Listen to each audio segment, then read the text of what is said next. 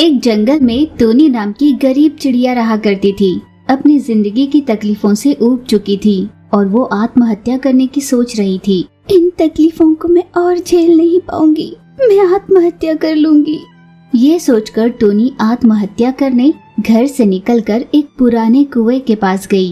वो कुएं में कूदकर जान देने ही वाली थी। आसमान में अचानक एक मायावी शक्ति आई और उसने टोनी से कहा, टोनी, तुम जो करने जा रही हो, जानती भी हो वो कितना बड़ा पाप है। जीवन में कई बार बाधाएं आती है, पर उनका हल आत्महत्या कभी नहीं हो सकता। अगर हर समस्या का समाधान मौत ही होती तो संसार में आज कोई भी जीवित नहीं बचता। पहले ये बताओ कि तुम्हारी क्या समस्या है।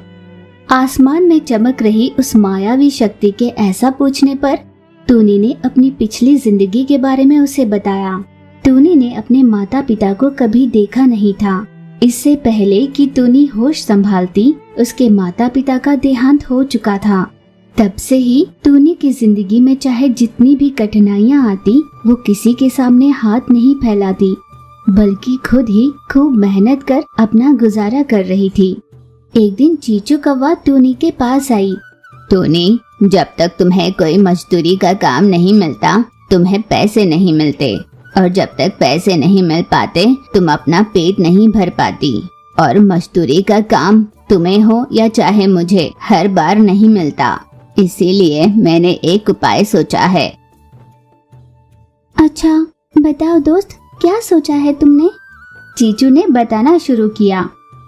दोस्त, मैं एक ऐसी जमीन के बारे में जानती हूँ जहाँ पर अगर तरबूज की फसल डाली जाए तो वहाँ तरबूज बहुत अच्छे निकल आते हैं। क्यों ना हम दोनों ही उस जमीन को खरीद ले। पर उस जमीन को खरीदने के लिए हमारे पास इतने पैसे ही कहाँ हैं? जिंदगी में सही समय पर सही फैसले लेने से ही अपना भविष्य बनता है। आज हम जमीन खरीदने की परिस्थिति में नहीं है, इसीलिए आया हुआ इतना अच्छा मौका भला कैसे छोड़ दें। ना जाने आगे हमें ऐसा कोई मौका मिलेगा भी या नहीं। सही कह रही हो। मैं कुछ जुगाड़ करती हूँ और पैसों का इंतजाम करूँगी। तुम भी पैसों का इंतजाम करना। अगले दिन टोनी ने सोचा कि अपने घर के साथ साथ माँ के कुछ गहने, जो उसकी आखिरी निशानी थी, उन्हें बेच डालेगी। माँ, अपना भविष्य बनाने के लिए मैं तुम्हारी आखिरी निशानी को भी बेचने चली हूँ। एक बार मेरी फसल अच्छे से उगने लगी तो मैं तुम्हारे गहने वापस लाऊंगी माँ।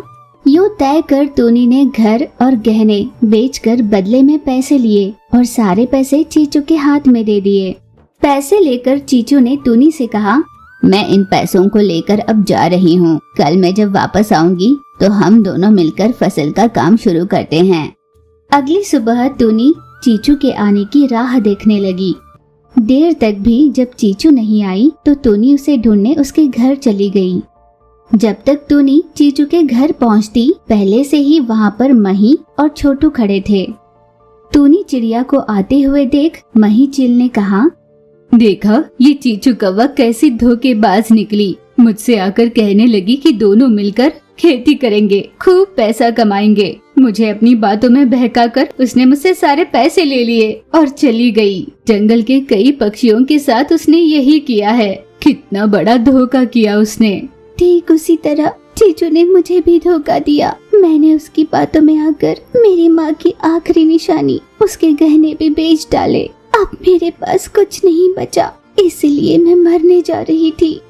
यूँ जब टोनी ने रो कर कहा तो मायावी शक्ति बोली, अच्छा, तो कोई आकर तुम्हें धोखा दे देगा और तुम बदले में जान दे दोगी। इसका मतलब अगर चीचू ना होता तो क्या तुम अकेले कुछ भी नहीं कर पाती? क्या तुम्हारे अंदर खुद की शक्ति नहीं? तुम वैसे भी चीचू के साथ मिलकर तरबूज की फसल डालने वाली थी ना। अब मैं तुम्हें कुछ जादुई तरबूज के बीज देती हूँ। तुम उन्हें जहाँ भी तुम्हें खाली जमीन दिखाई दे वहाँ पर बो देना और सिर्फ 2 दिनों तक उसे पानी देती रहना। उस डाल पर हर 2 दिन में तरबूज उगा करेंगी। तुम उन्हें ले जाकर बेच लेना। यूँ हर दूसरे दिन तुम्हें रंग बिरंगे तरबूज मिला करेंगे। तुम उन्हें बाजार में ले जाकर बेचा करो। रंग बिरंगे तरबूज होने की वजह से वो ज्यादा दाम में भी बिक सकते हैं। ये कहती हुई उस मायावी शक्ति ने उसे कुछ जादुई बीज दे दिए और तुरंत वो मायावी शक्ति आसमान में छू मंतर हो गई। मायावी शक्ति के दिए हुए बीज को लेकर टूनी ने तुरंत उन्हें जमीन में बो दिया और 2 दिनों तक बिना चूके टूनी ने उन बीजों को पानी दिया। केवल 2 ही दिनों में उन डाल पर रंग बिरंगे तरबूज उगाए। वो तरबूज साधारण तरबूज की तुलना में आकार में बहुत बड़े थे। टूनी ने उन सभी तरबूजों को तोड़ा और एक ठेले पर रखकर जंगल में उन्हें बेचने के लिए निकली। टूनी के पास रंग बिरंगे तरबूज देखकर उसके पास खरीदने वालों की भीड़ जमने लगी। यूं थोड़े ही दिनों में टूनी ने उन रंगीन तरबूजों की वजह से बहुत सारे पैसे कमा लिए। टूनी ने अपना घर और अपनी माँ की आखिरी निशानी, उसके गहनों को बेचा था, उसने उन्हें वापस खरीद लिया। सच कहा था मायावी शक्ति ने, जिंदगी में आने वाली कठिनाइयों का समाधान आत्महत्या कभी नहीं हो सकती। अगर मैंने उस दिन आत्महत्या कर ली होती तो आज अपनी जिंदगी में इतना बड़ा दिन देखने का मौका छोड़ देती। जब तक जिंदगी में दर्द नहीं आते, खुशियों की कीमत नहीं समझ में आती। भारी वर्षा के कारण टूनी गौरैया का घोंसला पूरी तरह से बिखर गया था। टूनी एक पेड़ के तने पर बैठकर रोए जा रही थी। इतने प्यार से बनाया हुआ मेरा घोंसला पल भर के लिए भी नहीं रह पाया। इतना निर्दयी कैसे हो सकता है भगवान, मेरी समझ में नहीं आता। इस पूरी दुनिया में मुझ जैसा बदकिस्मत कोई नहीं होगा। यूं बिलखती रोती टूनी अपनी किस्मत को कोस रही थी। टूनी अपना घर बसाने के लिए बहुत मेहनत कर रही थी। उसने सोच लिया कि नदी किनारे पर्वत के ऊपर वो अपना बड़ा सा घर बनाएगी और उस सपने को पूरा करने के लिए वो दिन रात कड़ी मेहनत करने लगी। लगातार मेहनत करने की वजह से वो अचानक एक दिन चकरा कर गिर गई। ऐसे में उसकी मालकिन छोटू तोता ने उसकी मदद की और उसके ठीक होने तक उसका ध्यान रखा। टूनी को जब होश आया तो उसने खुद को छोटू तोता के घर में पाया। टूनी को देख छोटू ने कहा, अरे टूनी, तुम उठ गई, थोड़ी देर और आराम कर लो। तुम समझ रही हो ना, जाओ जाकर आराम करो। टूनी ने विनयपूर्ण कहा, मालकिन मुझे काम पर जाना है, मेरी मदद के लिए आपका बहुत बहुत धन्यवाद। इस तरह दिन रात बिना रुके अगर तुम मेहनत करती रहोगी तो भला कैसे होगा। पिछले 1 हफ्ते से तुम यूं ही सोई हुई हो। पता है मैं कितनी डर गई थी। तुम्हारी सेहत ठीक नहीं और तुम काम पर जाना चाहती हो। चौंकी हुई टूनी ने मालकिन से कहा, क्या कहा? पिछले 1 हफ्ते से मैं सोई हुई हूँ? मुझे यकीन नहीं होता। 1 हफ्ते से आप मेरा ध्यान रख रही है, इसका बहुत बहुत आभार। मैं आपका ये उपकार कभी नहीं भूलूंगी। छोटू तोता ने उससे बात कर हर तरह से उसकी मजबूरी जानने की कोशिश की। तब टूनी ने आंसू बहाते हुए कहा, मेरी और क्या मजबूरी हो सकती है मालकिन। मैं जब छोटी थी तभी मेरे माता पिता बाढ़ में बहकर चल बसे। मेरे पति और मेरे बच्चे भी इसी बाढ़ में बहकर मर गए। मेरा इकलौता मेरा घोंसला वो भी बह गया। मेरे अपनों को, मेरी जिंदगी को इस बाढ़ ने बर्बाद कर दिया। ना जाने भगवान ने मेरी ही किस्मत ऐसी क्यों लिखी है। आगे बताते हुए टूनी ने कहा कि वो अब भगवान से लड़ना चाहती है, इसीलिए नदी किनारे ऊंचाई पर अपना मजबूत घर बनाना चाहती है ताकि बाढ़ से उसे कोई नुकसान न हो। यूं अपनी पूरी कहानी बताकर टूनी वहां से चली गई। तब छोटू ने मन ही मन सोचा, भगवान मेहनत करने वालों का साथ कभी नहीं छोड़ता। जल्द ही तुम्हारी जिंदगी में खुशियां लौट आएंगी। टूनी ने जैसा ठान लिया था, उसने सच में पहाड़ी के ऊंचाई पर अपना मजबूत सुंदर सा घर बना लिया। उसके यहाँ काम करने के लिए कई पक्षी आया करते। उन सभी के साथ टूनी मजदूरों की तरह बर्ताव नहीं करती थी, बल्कि उनसे दोस्त की तरह बात किया करती थी। उनकी मदद भी करती और उनके खाने पीने, चाय नाश्ते का ख्याल रखा करती थी।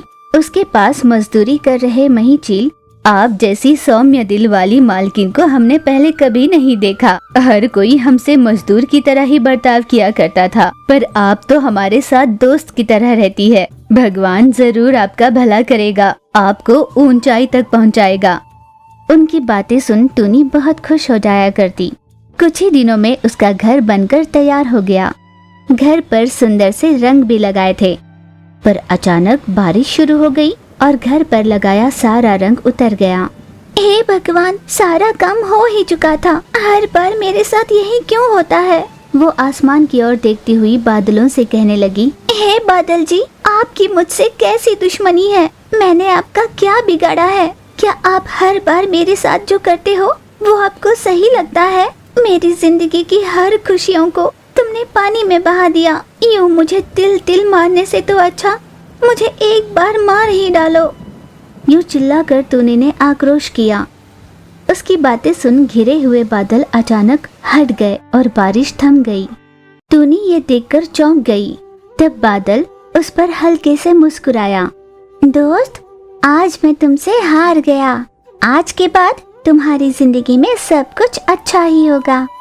ये कहते हुए बादल वहां से हंसता हुआ चला गया। टूनी ये जानकर बहुत खुश हो गई। दिन बीत रहे थे। घर पर रंग लग चुके थे। टूनी ने उसके यहाँ मजदूरी करने वाले सभी मजदूरों को और उसके जान पहचान में रही सभी पक्षियों को घर पर गृह प्रवेश के लिए बुलाया। सभी गृह प्रवेश में उपस्थित हुए। टूनी को उसके मेहनत का फल मिल चुका था। सभी उसका घर देखकर बहुत खुश हो गए। टूनी के दृढ़ विश्वास के लिए सभी उसकी बहुत सराहना करने लगे।